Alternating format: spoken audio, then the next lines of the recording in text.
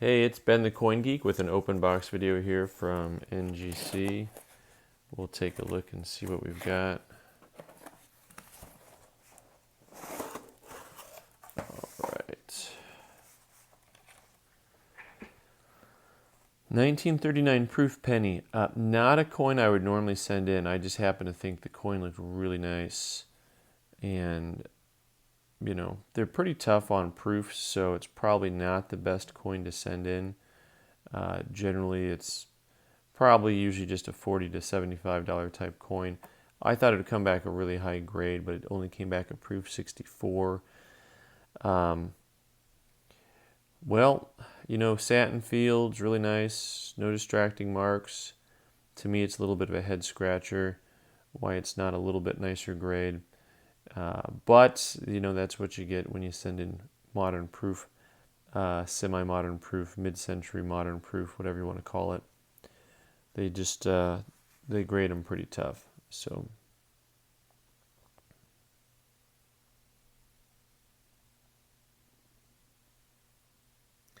all in all, there's not really any distracting marks on the coin.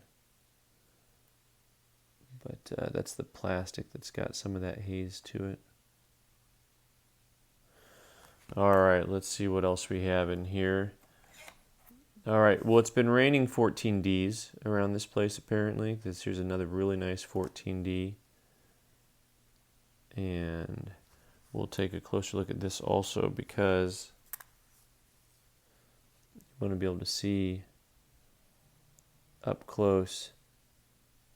Look at how nice the wheat stalks are, how strong they are. You know, and I'll be honest, I also thought this would come back a pretty high grade because of that reverse. Now the obverse is a little soft, you know, but the points that are struck up, the In God We Trust, the Liberty, and the Date are really strong. Lincoln himself is a little bit soft. But that would be strike because the rest of the coin is very strong. So they gave it a VF35, and I was really hoping for an XF40. Very nice coin. Tough coin to get in high grades. All right, here we go with... all right, so this coin, if you know your coins, you'll know right away when you see it what it is. 1937... nickel. Now look at the back of the neck. Do you see what looks like corrosion and pock marks? Well, that's an indicator that when you flip it over, your buffalo is only going to have 3 legs. You see the leg missing? One of the things that you look for on these guys is you'll see the corrosion also in the hind leg, especially. That last leg is corroded, and then his neckline also, there's corrosion at the back of the neck right down there. Now this coin, you can see there's a ton of detail left. You can, by process of elimination, know that it's at least a very fine, possibly an extra fine. The horn is strong. Also, another VF35, another coin that I think they could have called extra fine. Right on that border, you got a full cheek. You got really nice hairlines. So, but all in all, a nice coin. A great collector grade for someone who's looking for a 3-legger. All right, shout out to Al on this, someone on our team who found this coin. We wouldn't normally send a Jefferson nickel in, but you can see just barely on that 3, that little line coming off the 3 at the base of the 3, that's a 2 underneath that 3. And this is the 43/2 variety, which is a tough variety that's really popular for nickel collectors. Beautiful coin, bright luster, MS66. Well, that's a nice coin.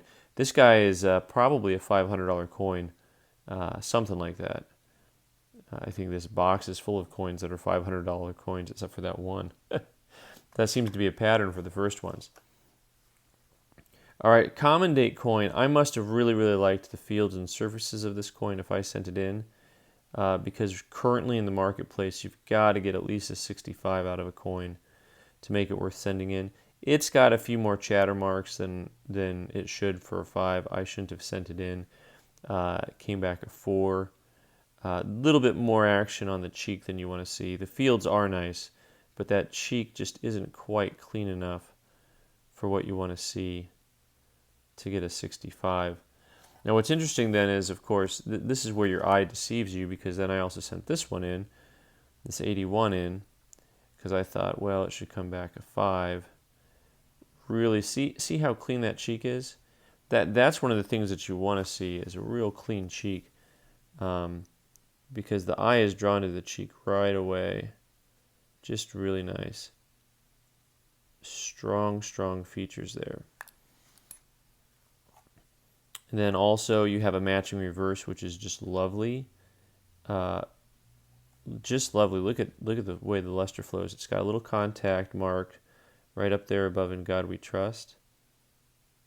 But the rest of those fields, they look like they were struck yesterday. That's just really lovely. So this one, they actually called a 6, which is great. Kind of makes up for my lousy 4 that I got here, which of course is still a nice coin. You can see how the fields are actually very, very similar, but the big difference on these two coins is the cheek. I mean, you look at how there's a little bit of chatter on that cheek up there, and that's the big difference. And that's why this coin did not get a 65, is there's just too much action going on right there on the cheek. Sometimes I fall in love with the fields of a coin, and I just look at the luster and kind of get wowed, and I'm not looking at the detail as much as I should. So that can happen. It's a real thing. All right, so you may remember, I think I had previewed this coin, a 95.0, and it's really an interesting coin because it's really high grade. It has a ton of detail and luster left to it, but it's got a couple little rim bumps, and it's got a couple of little corrosion spots to it, or these little dark marks that I don't like very much. Fascinating what they called this. AU details clean. I'm fascinated for a couple reasons. It went full AU, which is okay.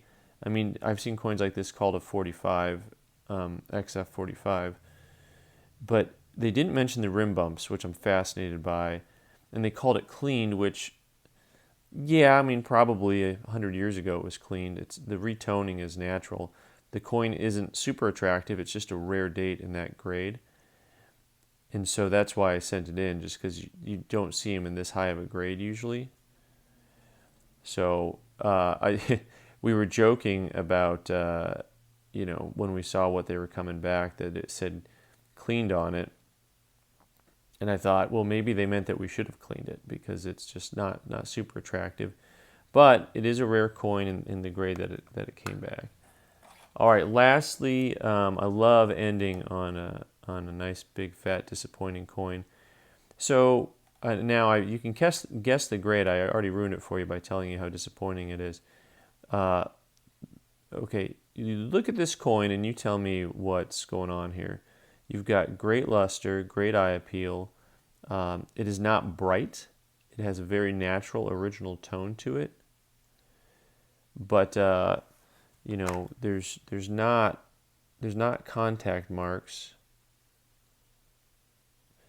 It doesn't have any big distracting gouges or anything like that. And the same thing is true of the obverse, the face. It's a nice coin. A little bit of contact mark there, but these are small contact marks. Really strong date. Nice strike for one of these guys. Great luster.